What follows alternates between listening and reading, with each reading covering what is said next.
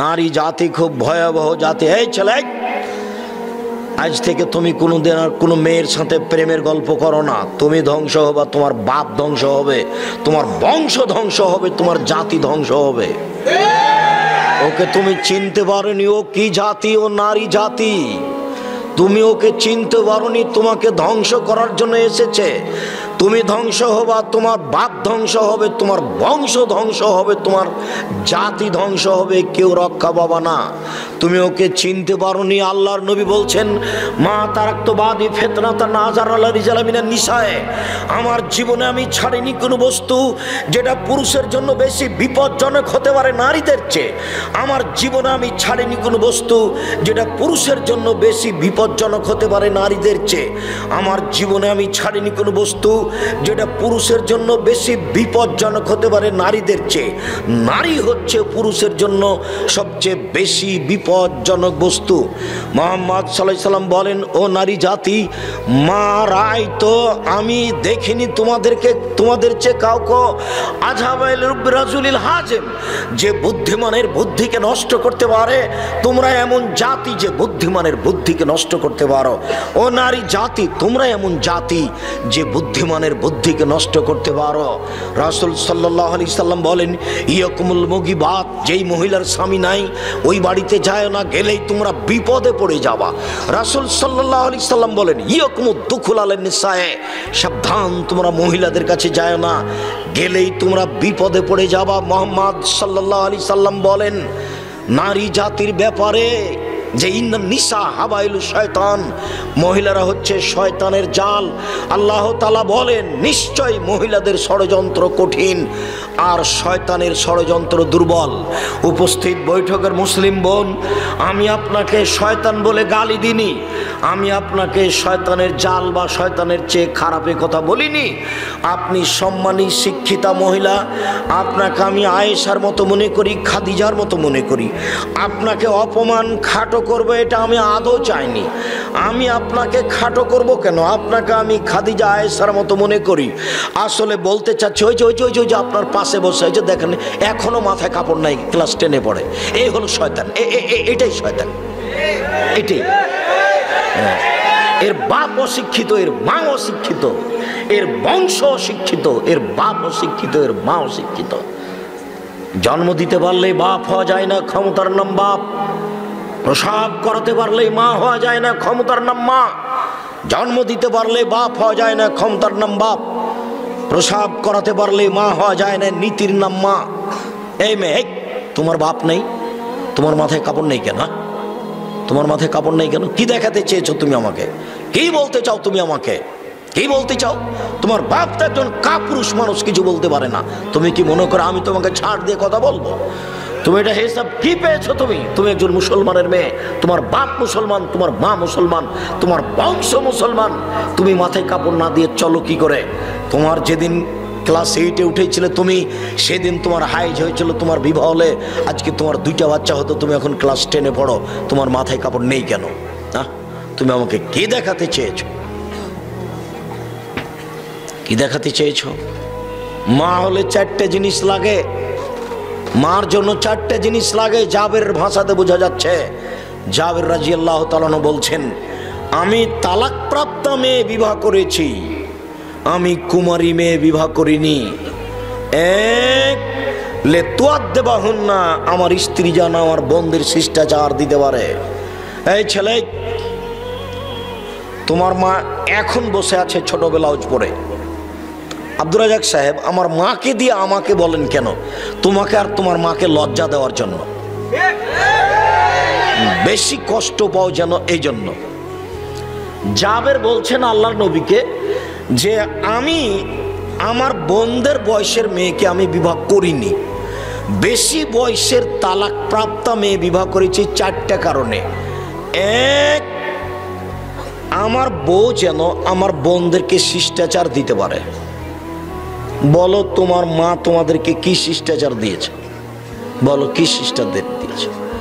2, অলে তুয়াল্লে মাহুন্না, আমার বউ যেন আমার বোনদেরকে শিখিয়ে দিতে পারে। 3, অলে তুরাজ্জেলা হুন্না, আমার বউ যেন আমার বোনদের মাথার চুল চিরুনি করে দিতে পারে। 4 ওয়ালা তাকুমা আলাইহিন্না, আমার বউ যেন আমার বোনদের উপরে সবসময় প্রস্তুত থাকতে পারে, পাহারাদার। একটা মা হচ্ছে ছেলে মেয়ের উপরে পাহারাদার। আমি বলিনি, এই কথা মুহাম্মদ সাল্লাল্লাহু আলাইহি সাল্লাম বলেন। একটা মা ছেলে মেয়েদের উপরে পাহারাদার। সম্মানিত দিনী ভাই বোন, আপনাকে আমি আপনার দোয়া প্রার্থনা কবুল হওয়ার জন্য খুব গুরুত্বপূর্ণ কয়েকটা সময় উল্লেখ করছি। এক খেয়ালে চেয়ে থাকবেন। আপনি তো দোয়া প্রার্থনা করতে চাচ্ছেন, হাত তুলে দোয়া করুন। আপনি দোয়া করবেন কখন, এই ব্যাপারে একটু খেয়াল করুন। উপস্থিত বৈঠকের মুসলিম বোন, ব্যস্ত হয়ে পড়েন না, আপনাকে আমি কষ্ট দিতে চাইনি। এক খেয়াল আপনি চেয়ে থাকুন, আপনার দোয়া কবুল হবে কখন, আপনি কখন দোয়া করবেন।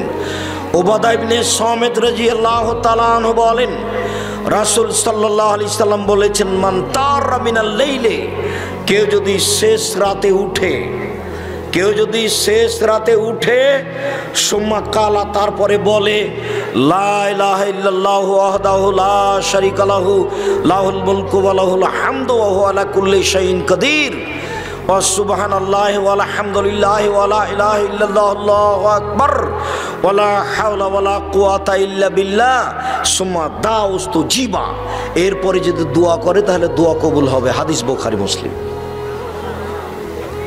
বুঝা গেল না? ঘুম থেকে উঠে বলবেন এই দোয়া। এই ছেলে, কারো গায়ে হাত দিয়ে থাকবে না, রেডি হও। যারা আপনারা দাঁড়িয়ে আছেন, কারো দিকে খেয়াল করবেন না। আবার বলছি, ঘুম থেকে উঠে কি বলবেন? সিরিয়াল মনে রাখবেন, 5-6টা নীতি পেশ করছি, খুব তাড়াতাড়ি পেশ করছি।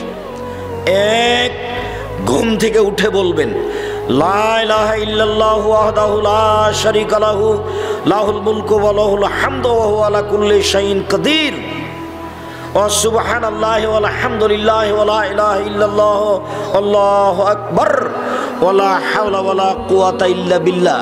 এখন যেই দোয়া করবেন সেটাই কবুল হবে, যেটাই করবেন সেটাই কবুল হবে। বুঝা গেল না মনে হয়? 1, 2, উসমান ইবনে আবিল আস রাদিয়াল্লাহু তাআলা আনহু বলেন, রাসূল সাল্লাল্লাহু আলাইহি সাল্লাম বলেছেন, ফতিহাত আবওয়াবু সামায়ে নিসফাল লাইলে, রাত যখন অর্ধেক হয় তখন আকাশের সব দরজা খুলে দেওয়া হয়। রাত যখন অর্ধেক হয় তখন আকাশের সব দরজা খুলে দেওয়া হয়। ওয়া ইউনাদি মুনাদিন মিনাস সামায়ে, তারপর আকাশ থেকে চিৎকার করে বলতে থাকেন, হাল মিন দাইন ফাইস্তাজাবু লাহু, কেউ কি কিছু কেউ কি কিছু বলছে, যে যা বলবে তার কথা মেনে নেওয়া হবে।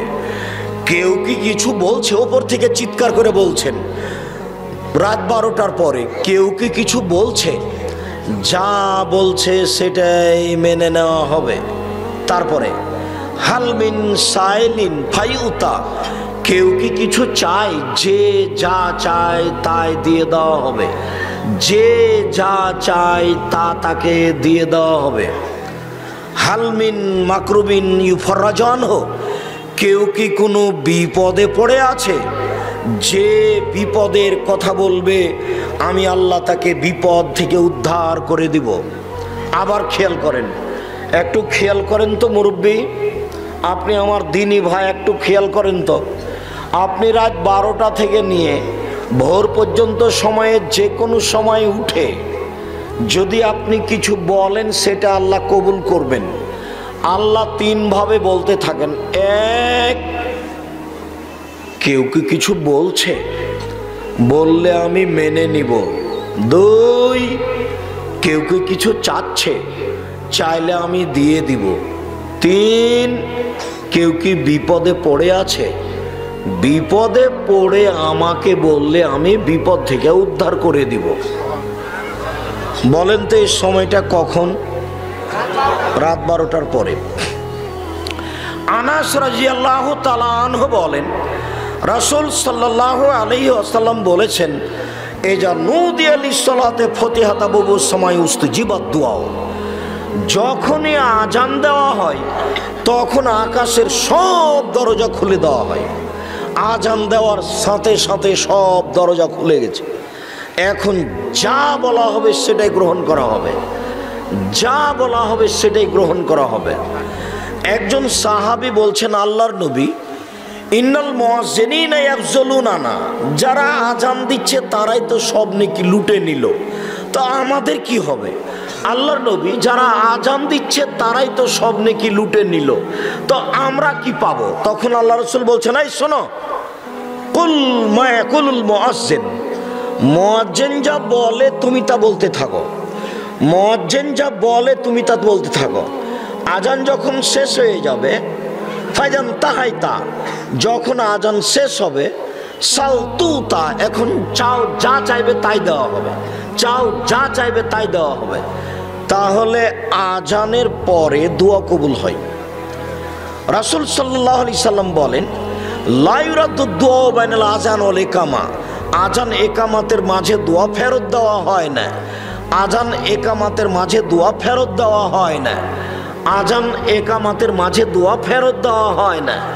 আজান একামাতের মাঝে যেটা বলবেন সেটাই কবুল হবে। আন্না রাজুলান আন্না রাসূলুল্লাহ সাল্লাল্লাহু আলাইহি ওয়াসাল্লাম সামিয়া রাজুলান, আল্লাহর নবী একটা লোককে দোয়া পড়তে দেখলেন। লোকটা বলছে, আল্লাহুম্মা ইন্না নাসআলুকা বিআন্নাকা আনতাল্লাহ লা ইলাহা ইল্লা আনতাল আহাদুস সামাদুল্লাযী লাম ইয়ালিদ ওয়া লাম ইউলাদ ওয়া লাম ইয়াকুল লাহু কুফুয়ান আহাদ। এই পর্যন্ত পড়তেই আল্লাহ নবী বলছেন, শোনো শোনো শোনো শোনো শোনো, দা বিসমিহিল আযম, এই লোকটা ইসমে আজম দিয়ে দোয়া করেছে, এই লোকটা ইসমে আজম দিয়ে দোয়া করেছে। এজা দয়ে বিহি আজাবা, এই দিয়ে যদি দোয়া করা হয় তাহলে তা কবুল হবে। ওয়েজা সোয়েলা বিহি আতা, এই দোয়া দিয়ে যদি কিছু চাওয়া হয়, যা চাইবে তাই দেওয়া হবে। এই ছেলে, একটু থামো, আমরা আলোচনার শেষের দিকে চলে এসেছি। আর দুইটা হাদিস আছে, এইটা একটা আর পরে আর একটা বলছি। উপস্থিত বৈঠকের মুসলিম বোন, দেখেন তো এই কথাটা আপনি মনে রাখতে পারেন কি না। যখনই আপনি 2 রাকাত সালাত আদায় করে দোয়া করতে যাবেন, দোয়া করার পূর্বে আপনি হাত তুলে প্রথমে বলবেন সূরা ফাতিহা। হাত তুলে কোনটা বলবেন? প্রথমে সূরা ফাতিহা, অথবা বলবেন আলহামদুলিল্লাহি রাব্বিল আলামিন আর রহমানির রহিম মালিক ইয়াউমিদ্দিন, এই পর্যন্ত। এরপরে আপনি বলবেন আল্লাহুম্মা ইন্না নাসআলুকা বিআন্নাকা আনতাল্লাহ লা ইলাহা ইল্লা আনতাল আহাদুস সামাদুল্লাযী লাম ইয়ালিদ ওয়া লাম ইউলাদ ওয়া লাম ইয়াকুল লাহু কুফুয়ান আহাদ। এরপরে দুরুদে ইব্রাহিম। এরপরে আপনি আপনারটা বলবেন, কি প্রয়োজন যেটা বলবেন সেটাই কবুল হবে, যেটা বলবেন সেটাই কবুল হবেন।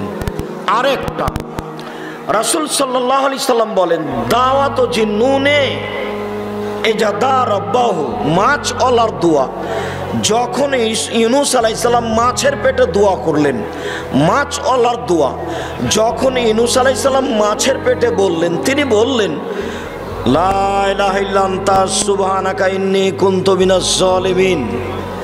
আল্লাহ রাসূল বলছেন, যে কোনো মানুষ যে কোনো বিপদে, যে কোনো পুরুষ নারী যে কোনো বিপদে যদি এই দোয়াটা পড়ে, তাহলে যে কোনো ব্যাপারে তার দোয়া কবুল হবে। এইটা আপনি আগে বলবেন, তারপর আপনি আপনার প্রয়োজনটা বলবেন, ইনশাল্লাহ কবুল হবে। এই কথা মুহাম্মদ সাল্লাল্লাহু আলাইহি সাল্লাম বলেন। তবে সূর্য ঢোলার পরপরই, একেবারেই সূর্য ঢলে গেছে, আজান দিবে জোহরের, এই সময়ে তাড়াহুড়া করে সুন্দর করে ওযু করে 4 রাকাত সালাত আদায় করে বলবেন, জোহরের পরে যা বলবেন সেটাই কবুল হবে, যা বলবেন সেটাই কবুল হবে। তবে সাধারণত বোঝা যাচ্ছে যে রাতের 3 ভাগের 2 ভাগ পার হওয়ার পরে বললে বেশি কবুল হবে। রাতের 3 ভাগের 2 ভাগ পার হওয়ার পরে বললে বেশি কবুল হবে। রাসূল সাল্লাল্লাহু আলাইহি সাল্লাম বলছেন, ইন্না মিল লাইলি লাসাতান, নিশ্চয় রাতে একটা সময় রয়েছে, লা ইয়াফিকু আব্দুল মুসলিম, যে কোনো পুরুষ যে কোনো নারী ওই সময়ে আল্লাহকে কিছু বলে, যা বলে তাই কবুল হবে। এইবার একটু বলার পদ্ধতি, সুন্দর করে অজু করে নিয়ে 2 রাকাত সালাত আদায় করে সালাম ফিরে আপনি হাত তুলে বলতে পারেন, আমার দিকে দেখেন। আল মাসআলাত, স্বাভাবিকভাবে হাত তোলা হচ্ছে এইভাবে। আপনারা মুসলিম বোন দেখতে পাচ্ছেন কি? স্বাভাবিক হাত তোলা হলো এইটা। আর ইস্তেগাসা মানে আরো বেশি বিনয়ের সাথে বলছেন এটা এইটা। আর যদি খুব বিনয়ের সাথে বলেন ইবতেহাল, দেওয়াই লাগবে, এখনই দিতে হবে, তাহলে এইভাবে। তবে পানি চাওয়ার জন্য হলে এইভাবে। স্বাভাবিক চাওয়া, আরো বেশি করে চাওয়া, ইবতেহাল, আমাকে দিতেই হবে, এখনই দিতে হবে, দেওয়াই লাগবে। সালমান ফারসি রাদিয়াল্লাহু তাআলা আনহু বলেন, রাসূল সাল্লাল্লাহু আলাইহি সাল্লাম বলেছেন, ইন্না রাব্বাকুম হাইয়ুন কারীম, নিশ্চয় তোমাদের প্রতিপালক লজ্জাশীল, বড় দানশীল, বড় লজ্জাশীল। ইয়াস্তাহি মিন আবদিহি, তিনি তার বান্দার ব্যাপারে, দাস দাসীর ব্যাপারে লজ্জা করে, শরম পায়, লজ্জা করে। এজা রাফা ইয়াদাইহি আয়ারুদ্দাহুমা সিফরান, যখন হাত তুলে দোয়া করবে তখন খালি হাতটা ফিরিয়ে দিতে লজ্জা পান, খালি হাতটা ফিরিয়ে দিতে লজ্জা পান। হাত তুলে দোয়া করতে হবে, এ কথাই ঠিক। হাত তুলে দোয়া করার প্রমাণে 42টি সহিহ হাদিস আছে। কতটি? 36টি হাদিস খালি বুখারী মুসলিমে আছে। হাত তুলে দোয়া করা বিষয়টি ব্যক্তিগত ব্যাপার। সেই দিন বগুড়াতে একটা ঘটনা ঘটেছে। এক মাওলানা সাহেবকে নিয়ে বই ছিঁড়ে দেওয়া হয়েছে। ওই ছিঁড়ে দেওয়ার ঘটনাটা ওই হুজুরের সাথে আজ থেকে নিয়ে প্রায় 25-26 বছর পূর্বে আমার সাথে হয়েছিল বগুড়া ড্যামাজানি হাই স্কুল মাঠে। আমি তাদেরকে খুব ভালোভাবে চিনিও দেখেছি। তারা আসলে পড়তে পারে এটা আমার আজও বিশ্বাস নেই, যে আসলে তারা পড়তে পারে এটাই আমি বিশ্বাস করি না। আমি আজও দৃঢ়তার সাথে নিশ্চিতভাবে বলছি, ও পড়ে অনুবাদ করবে এই সাহস নাই, কিন্তু বই টেনে ছিঁড়ে দিল। এটা বহু দূরের কথা। আর বগুড়াতে এইসব দুর্ঘটনা ঘটে থাকে। আপনি বা কি বুঝেন, আপনার হুজির বা কি বুঝেন? ও জনাব, কি দেখাতে চেয়েছেন আপনি? যেই ছেলেটা মহিমাগঞ্জে ছিল, এখানে এসে হাত তুলে দোয়া করে, ওকে আমি 2-3 বছর পড়িয়েছি, আজও ওই বেটা আমার সামনে পড়তে পারবে এটা আমার সাহস, আমার ধারণাই নেই। এই ছেলে, যাও বেটা, তুমি তাকে ডেকে নিয়ে আসো, দেখিও যদি পড়ে অনুবাদ করে দিতে পারে তোমাকে সেদিন বলবো বাকি কথা। পড়ারই সাহস রাখে না, অনুবাদ করা তো বহু দূরের কথা। অনুবাদ করা তো বহু দূরের কথা, চিল্লাইলেই কিছু করা যায় না। আর যারা সাথ দিয়েছে তারা সব হুঁচলামি, হুঁসমোটার পরিচয় দিয়েছে, এটা মোটা হুঁসি বুদ্ধি। কোনোদিন জিজ্ঞাসা করে দেখেছেন? কোনোদিন আমাদের বই পড়ে দেখেছেন? হাত তুলে দোয়ার ব্যাপারে আপনার এত পিড়াপিড়ি হলো কেন? কোন সাহসে আপনি বই ছিঁড়ে দেন? কি দেখাতে চান আপনি? আমি 1990 সাল থেকে বগুড়ার মাটিতে আসি। আপনার শরম থাকা দরকার ছিল। বিষয়টা আমাকে জিজ্ঞাসা করা উচিত ছিল। কয় পয়সার বিদ্যা রাখেন আপনি? কয় টাকার মালিক আপনি? আপনি একজন আলেম ওলামা, এইভাবে অপমান করার আপনি কি সাহস রাখেন? কয় টাকার মালিক? কয় টাকার মালিক আপনি? কি করতে পারেন আপনি? আপনি তো উসমানের কাছে একটা ভিক্ষুক নন। আমার প্রতিষ্ঠানে প্রতি মাসে 17 লক্ষ টাকা বেতন লাগে। আমি জানি না আপনার 10টা টাকা আছে সেখানে। আমার মনে হয় না যে আপনার 10টা টাকা আছে। কয় টাকার মালিক আপনি? আমার দুইটা প্রতিষ্ঠান আছে, একটা জামিয়া সালাফিয়া রূপগঞ্জ নারায়ণগঞ্জ ঢাকা, জামিয়া সালাফিয়া ডাঙ্গিপাড়া পবা রাজশাহী। 2957 জন ছেলে মেয়ে আছে, তার মানে প্রায় 3000 ছেলে মেয়ে পড়াশোনা করে। এ দেশের সবচেয়ে বড় প্রতিষ্ঠান দুটাই। 156 জন শিক্ষক শিক্ষিকা, প্রতি মাসে বেতন লাগে 17 লক্ষ। একটা মাসিক পত্রিকা বের করি, মাসিক আল ইতিসাম, তার মুফতি আছে 10 জন, খালি 10 জন খালি মুফতি আছে। ওতে আমার 1.5 লক্ষ টাকা প্রতি মাসে বেতন লাগে, ভর্তুকি লাগে 1.5 লক্ষ টাকা। আজকে দিয়ে এসেছে 1,30,000 টাকা ভর্তুকি। আপনি পত্রিকা পড়েন, আপনি ওটা কি দেখাতে চাইলেন, এরকম কেন? সে কে সেটা আমি বলতে চাইনি, আমি বলতে চাচ্ছি না আপনি কিছু বুঝেন না, যে ঘটিয়েছে সে কিছু বুঝে। হাত তুলে দোয়া করার 42টা সহিহ হাদিস আছে। কতটি? 42টা। 36টা খালি বুখারী মুসলিমে আছে।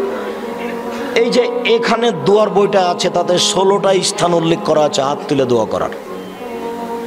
সিরিয়ালেতে 36টা দেওয়া আছে হাদিস সিরিয়াল, এই বইয়ে দেখেন আপনি। এই আচরণ ঠিক নয়। হাত তুলে দোয়া করেন, হাত তুলে দোয়া করা উচিত। মানুষের জীবনে একটি গুরুত্বপূর্ণ কাজ হলো হাত তুলে দোয়া করা। মানুষের জীবনে একটা গুরুত্বপূর্ণ ইবাদত হলো হাত তুলে দোয়া করা। 1 মিনিট, এই ছেলে,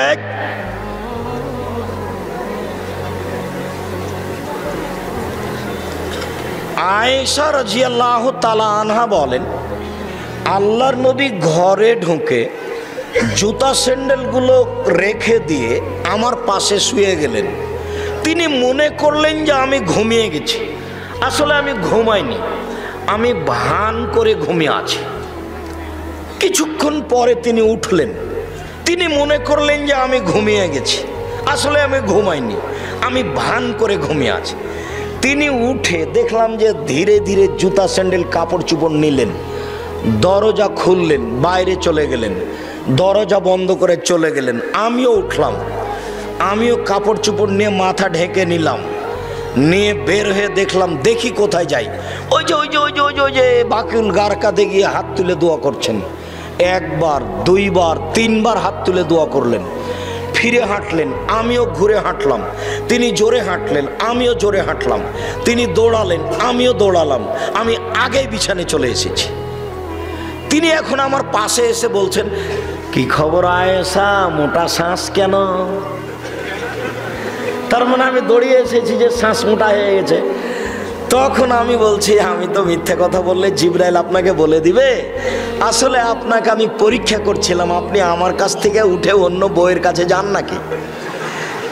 যার যেটা হিসাব, আয়েশার হিসাব এইটা, আল্লাহর নবীর হিসাব ওইটা, যে কবরে যারা আছে তাদের জন্য একটু ক্ষমা চাই। তো আল্লাহর নবী কবরবাসীর ক্ষমার জন্য চলে গেলেন গভীর রাতে উঠে। পৃথিবীর মানুষ হিসাবে সবচেয়ে দামি মানুষ আবু বকর সিদ্দিক, তাকে একটু সাথে নিলেন না। পৃথিবীর দ্বিতীয় মহামানব উমর রাদিয়াল্লাহু তাআলা আনহু, রাস্তায় হাঁটলে শয়তান ও রাস্তা দিয়ে নাই, একটু তাকে সাথে নিলেন না। কত কাছের মানুষ বিছানে শুয়ে আছেন আয়েশা রাদিয়াল্লাহু তাআলা, তাকে একটু বলেও গেলেন না, তাকে ঘুমিয়ে রেখে চলে গেলেন। নির্জনে গিয়ে হাত তুলে দোয়া করতে হবে বাপের কবরে। সবাই মিলে গিয়ে হাত তুলে দোয়া করতে হবে, এটা বিদআত, এটা কাবিরা গুনাহ। আমরা চোরে করে আসছি যে কাবিরা গুনাহ করেন, আপনি করেন, আপনার বাপ করুক, আপনার 14 গোষ্ঠী করুক, তাতে কি আছে? এটা বিদআত। সবাই মিলে করে আসছি যে সবাই মিলে দোয়া করা এভাবে বিদআত। কিয়ামত পর্যন্ত কোনো মায়ের বেটার বৈধতা দিতে পারবে না। এ দেখেন, মুসলিম থেকে হাদিস পড়ছি, বুখারী মুসলিম। কবরস্থানে গিয়ে হাত তুলে একাই দোয়া করবেন।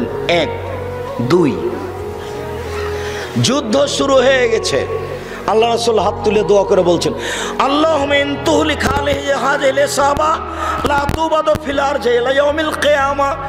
আল্লাহ, তুমি যদি আজকে বদর মাঠে 313 জন লোককে ধ্বংস করে দাও, কিয়ামত পর্যন্ত তোমাকে ডাকার মতো কোনো মানুষ থাকবে না। এই যে বলতে লাগলেন, বলতে আছেন, এই গা থেকে চাদরটা এভাবে ঝুলতে ঝুলতে ঝুলতে নিচে পড়ে গেল, দোয়া করতে আছেন। তখন আবু বকর সিদ্দিক রাদিয়াল্লাহু তাআলা সাথ না দিয়ে আরো গায়ে হাত দিয়ে বলছেন, এক ফিকা যথেষ্ট হয়ে গেছে, আর লাগবে না, আর দোয়া করিয়েন না। তো আবু বকর সিদ্দিক হাত তুলেননি, আল্লাহ রাসূলকে না করছেন, আরো এক ফিকা, আর লাগবে না, হয়ে গেছে, আর লাগবে না, সাথ দেননি, হাত তুলেননি। আল্লাহ রাসূল একাই হাত তুলছেন। বদরের যুদ্ধে খুব জটিল সময়, খুব কঠিন সময়। আজকে 313 জন চলে গেলে কিয়ামত পর্যন্ত মাটির ওপরে কেউ ডাকার থাকবে না। মানে খুব জটিল সময়, কঠিন সময়, কিন্তু হাত তুলে দোয়া করছেন না সবাই মিলে। এই ছেলে খেয়াল করো, কারো গায়ে হাত দিয়ে থাকবে না, এক খেয়ালে চেয়ে থাকো। পাখি যেন তোমাকে মনে করে পাথর। ওই কথাটা চট করে মনে পড়েছে বেটা, ওই দৃশ্যটা যার জন্য আমাকে একজন মোবাইলে দেখিয়েছে, যে দেখেন।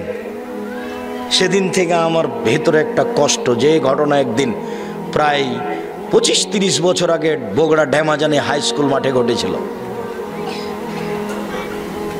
তখন আমার সূচনা জীবন। ওই জুমার বাড়ি নদীটা পার হয়ে জাঙ্গালিয়া গ্রামে আসরের সলাত আদায় করেছিলাম। আসরের সলাত আদায় করেছি, এখন সালাম ফেরার পরে আমাকে বলছে দোয়া করেন, তারপরে বলছে দোয়া করে দিয়ে যেতে হবে। তা আমি তো চাঁপাইনবাবগঞ্জের মানুষ, আমি বলছি আমি কি আপনার বাড়িতে কাজ করি?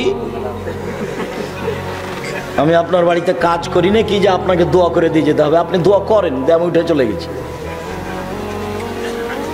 ঘটনা আমার পিছনে বহু ঘটেনি তা নয়, আমি স্টেজ থেকে নেমে দৌড়াতে বাড়িতে গিয়ে আশ্রয় নিয়েছি। কোথায় স্যান্ডেল, কোথায় কি, মানুষ ইট পাটকেল মারতে থেকেছে, এগুলো এখন অবশ্য তেমন আর দেখতে পায় না। আল্লাহ অনেক মানুষকে বুঝ দিয়েছে। এই সময়ে এইটা কেন, এই শতাব্দীতে মনে করেছি যে মানুষ এটা ভুলে গেছে। এখন মানুষ মনে করেছে যে হাত তুলে দোয়া করতে হবে, ওটা ব্যক্তিগত ব্যাপার। এদিকে ইব্রাহিম আলাইহিস সালাম তার দুধের বাচ্চা এবং স্ত্রীকে রেখে দিলেন কাবা ঘরের পাশে জমজম কূপের উপর, রেখে দিয়ে চলে যাচ্ছেন। যেতে যেতে তো যা ঘটলো, ওই পাহাড়ের পাশে গিয়ে কাবা ঘরের দিকে দেখছেন, ছেলে মেয়েকে দেখা যায় না। এবার তিনি হাত তুলে দোয়া করছেন, আল্লাহুম্মা ইন্নী আসকানতু মিন যুরিয়াতি বিওয়াদিন গায়রি জিজারিন ইনদা বাইতিকাল মুহাররাম। আল্লাহ, আমার পরিবারের কিছু অংশকে রেখে দিলাম তোমার কাবা ঘরের পাশে, যেখানে মানুষজন তো নেই, ঘাস পাতাও নেই। খুব দুর্দিনে রেখে যাচ্ছেন। একটু বউকে নিয়ে হাত তুলে দোয়া করলে হতো না? বউ তো আছে, বউকে বলতে পারতেন হাজেরা আসো, খুব দুর্দিনে দুইজন মিলে একটু কান্নাকাটি করে দোয়া করি। না, একাই গিয়ে হাত তুলে দোয়া করছেন ওখানে গিয়ে।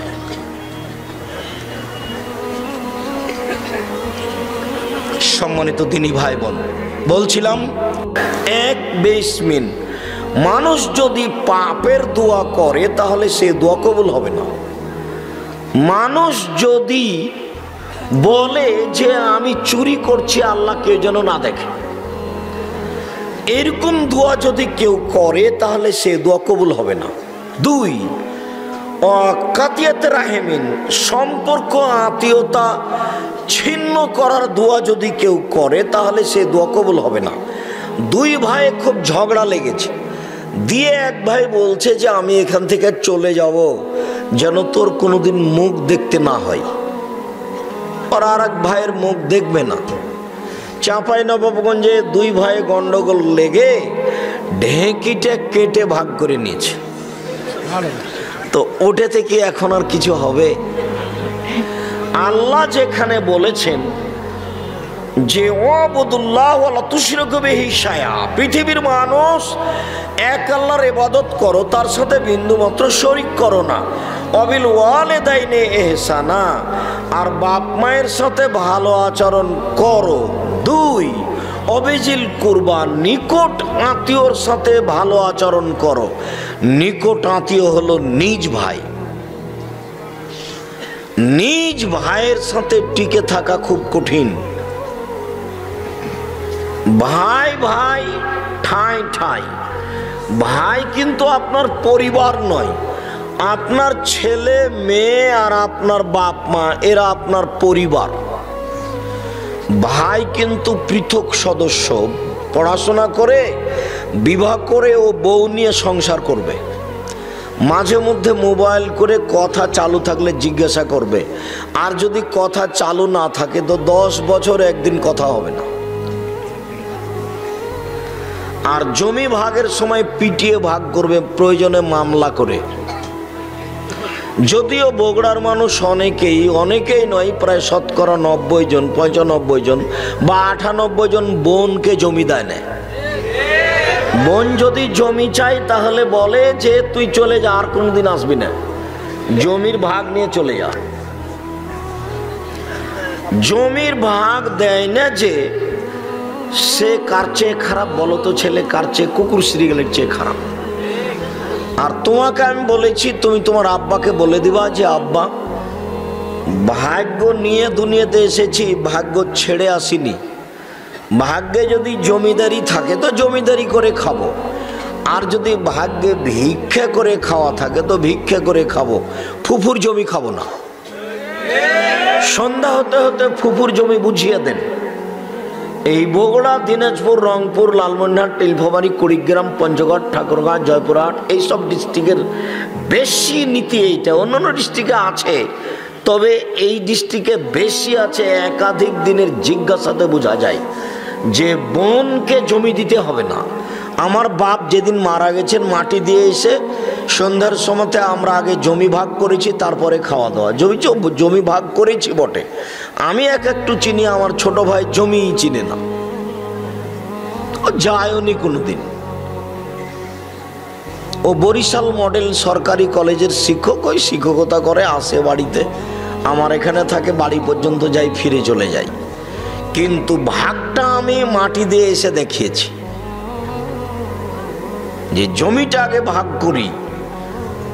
এই ছেলে, তোমার বাপ, তোমার দাদা মারা গেছেন, তো তোমার বাপ সকালে জমির ভাগ নিবে আর তোমার ফুফু বিকেলে নিবে না একসাথে নিবে? 10 বছর হলো তোমার দাদা মরা, এখনো জমি ভাগ হয়নি। তোমার বাপের লজ্জা হয় না? শরম হয় না? তোমার বাপ ভিক্ষা করে খাবে, টাকা অপরের জমি খাচ্ছে কেন? বগুড়া ট্রেন স্টেশন আছে, প্রয়োজনে ভিক্ষা করে খাবে তোমার বাপ। তোমরা লজ্জা করে না, শরম করে না? তোমার বাপের হায়া হয় না? 24 ঘন্টার মধ্যে তোমার বাপ যেন জমি ছেড়ে দেয়, তোমার ফুফুকে জমি দিয়ে দেয়। আগামীকাল সন্ধ্যার পরে যেন তোমার বাপ জমি না রাখে তোমার কাছে, তোমার বাপের কাছে, নইলে তোমার বাপ বক্তব্যের সাথে মুনাফিকি করে। তোমার বাপ একজন মুনাফিক। বলে দিও যে আব্দুর রাজ্জাক সাহেব বলে গেছে আপনি মুনাফিক। 24 ঘন্টার মধ্যে তোমার বাপকে জমি তোমার ফুফুকে ফেরত দিতে হবে। তোমার বাপকে বলে দিও আব্দুর রাজ্জাক সাহেব বক্তব্যের সাথে মুনাফিকি করতে নিষেধ করেছে। জাতির ক্ষতি করতে আসিনি, জাতির সফলতা চাই, এটাই জরুরি। আগে জমি ভাগ দিতে হবে, তারপরে কোনো কথা। মানুষের জমি নষ্ট করে, হক নষ্ট করে, তাহাজ্জুদ পড়ে জান্নাত কিনার হিসাব করা ঠিক নয়। সম্মানিত দিনী ভাই বোন, বলছিলাম রাসূল সাল্লাল্লাহু আলাইহি সাল্লাম বলেন, সম্পর্ক ছিন্ন করার দোয়া করলে দোয়া কবুল হবে না। 3, দোয়া করতে তাড়াহুড়া করলে দোয়া কবুল হবে না।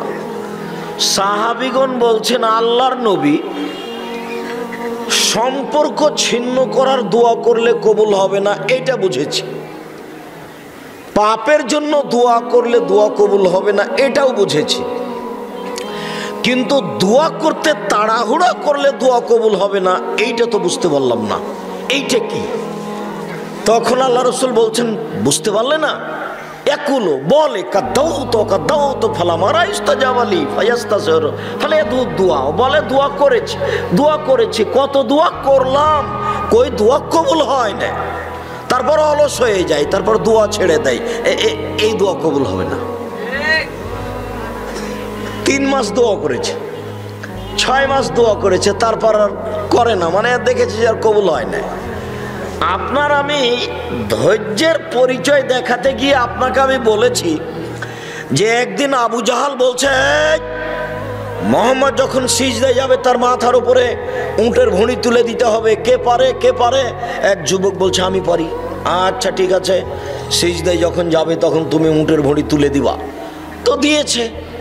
তখন কেউ গিয়ে ফাতেমাকে বলছে, দেখো ফাতেমা, দেখো দেখো দেখো ফাতেমা, তোমার আব্বার মাথার উপরে ওরা ভুঁড়ি চাপিয়ে দিয়েছে, ওরা হাসিতে অট্ট হাসি দিয়েছে, একজন আর একজনের গায়ে লুটে পড়ছে, তোমার আব্বা সিজদা থেকে মাথা উঠাতে পারে না। তো ফাতেমা দৌড়িয়ে এসে ভুঁড়িটা সরিয়ে দিয়ে এদের গালি দেওয়ার ইচ্ছা করলেন। আল্লাহ রাসূল সালাত শেষ করে তাদের জন্য বদদোয়া করলেন।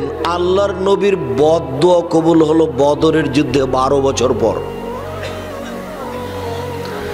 আল্লাহর নবীর অপমান অবস্থায় দোয়াটা করলেন, কবুল হলো কতদিন পরে? 12 বছর পর। 12 বছর। ইয়াকুব আলাইহিস সালামের ছেলেরা বলছে যে আব্বা একটু ইসবকে আমাদের সাথে দেন না, ও আমাদের সাথে খেলাবে। তখন বলছে না না না না না, আমার ছেলেকে বাঘে খাবে। তখন তারা বলছে বলেন কি আপনি, আমরা এতগুলো আছি, তাকে বাঘে খাবে মানে? আমরা তাকে দেখাশোনা করব। আচ্ছা ঠিক আছে, নিয়ে যাও। তো নিয়ে যাওয়ার পরে বিকেলে সন্ধ্যার দিকে এসে বলছেন আব্বা আব্বা ওকে বাঘে খেয়েছে। আপনি তো বিশ্বাস করবেন না, এ দেখেন জামা কাপড়ে রক্ত লেগে আছে। তো জামা কাপড় দেখাচ্ছে, বিকালে রক্ত লেগে আছে, কিন্তু জামা কাপড় ছিঁড়া নেই। তাতে তার বাপ বুঝেছেন যে কথা মিথ্যে। তখন তার বাপ বলছেন যে হ্যাঁ তোমরা কথা বানিয়ে নিয়েছো, এখন আমি ধৈর্য ধারণ করি, যেহেতু তোমরা কথা বানিয়ে নিয়েছো, ছেলে পাওয়া যাবে কবে তা বলতে পারছি না, তবে তোমরা কথা বানিয়েছো। এখন উনি বলতে লাগলেন আল্লাহ ছেলে আমাকে ফিরিয়ে দাও, ছেলে আমাকে ফিরিয়ে দাও।